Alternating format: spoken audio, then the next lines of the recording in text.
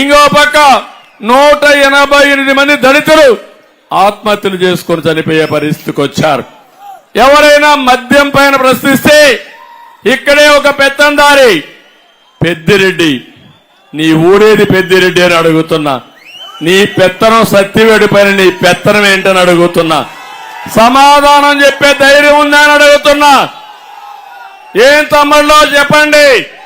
200 టిప్పర్లు సత్యవేడు నుంచి ఇసుక గాని గ్రావెల్ గాని మట్టి గాని చెన్నై నగరానికి పోయిందా లేదా అని మిమ్మల్ని అడుగుతున్నా. పోయిందా లేదా తమ్ముళ్ళు? నేను వెళ్ళాను, సురుటిపల్లి దగ్గరికి వెళ్ళాను, నేనే చూశాను. జ్ఞాపకం ఉందా మీకు అని అడుగుతున్నా. నేను చెప్పింది వాస్తవం అయితే గట్టిగా చప్పట్లు కొట్టి ఖండించండి. అంటే ఆకాశమే అద్దుగా దోపిడీ చేశారు మీరు. కడాని ఇక్కడ ఫారెస్ట్ భూములుంటే యూకలిప్టిస్ వేస్తే 7,000 రూపాయలు టన్ను చేసేది 3,000 రూపాయలు కొనేసి దాంట్లో కూడా 4,000 రూపాయలు కొట్టేసిన దుర్మార్గులు ఈ సైకో బ్యాచ్.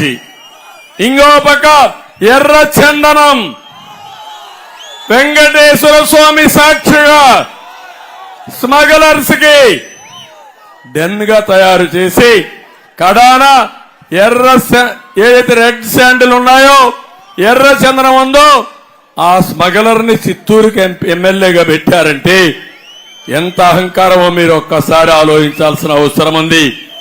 నేను అడుగుతున్నా, ఒక ఎమ్మెల్సీ వైఎస్ఆర్ కాంగ్రెస్ పార్టీలో డ్రైవర్ దళితుని చంపి ఇంటికి డోర్ డెలివరీ పంపిస్తే సైకో ముఖ్యమంత్రి నువ్వు ఏం చేశావని అడుగుతున్నా.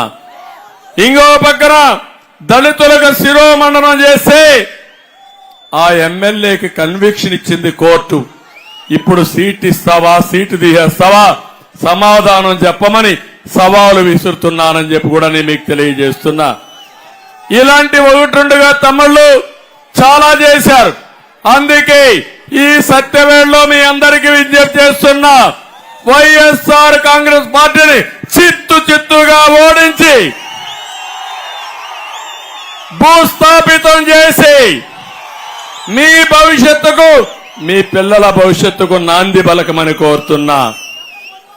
ఇంకొక పక్క ఈరోజు మీరు చూస్తే ఇక్కడ 22 కేసులుండే వ్యక్తికి ఎమ్మెల్యే ఇచ్చారు. ఎర్రచందనం కేసులో 22 కేసులుంటే ఎమ్మెల్యే ఇచ్చే పరిస్థితికి వచ్చారు. ఈరోజు నేను ఒకటే మిమ్మల్ని కోరుతున్నాను. ఈరోజు ఈ ముఖ్యమంత్రి మాట్లాడేది నంగిగా మాట్లాడతాడు. ఎలక్షన్ల ముందు మీరు చూశారు, ఊరు తిరిగాడు, తల మీద చెయ్యి పెట్టాడు, బుగ్గలు నిమిరాడు, ముద్దులు పెట్టాడు. అధికారం వస్తానే గుద్దులే గుద్దులు, పిడి గుద్దులు అవునా కాదా అని అడుగుతున్నా. బాధుడే బాధుడు అవునా కాదా అని అడుగుతున్నా. ఎవరినైనా వదిలిపెట్టాడా అని మిమ్మల్ని అడుగుతున్నా. నేను అడుగుతున్నా, ఈరోజు సవాలు విసురుతున్నా. తమ్ముళ్ళు కరెంటు ఛార్జీలు పెంచనని చెప్పాడా లేదా? చెప్పాడా లేదా? ఎన్నిసార్లు పెంచాడు? 8 సార్లు పెంచాడా లేదా? నేనున్నప్పుడు కరెంటు ఛార్జీలు పెంచానా తమ్ముళ్ళు అని అడుగుతున్నా. పెంచానా అని అడుగుతున్నా. పెంచానా అని అడుగుతున్నా. నేనున్నప్పుడు 200 రూపాయల కరెంట్ ఇప్పుడు ఎంత తమ్ముళ్ళు?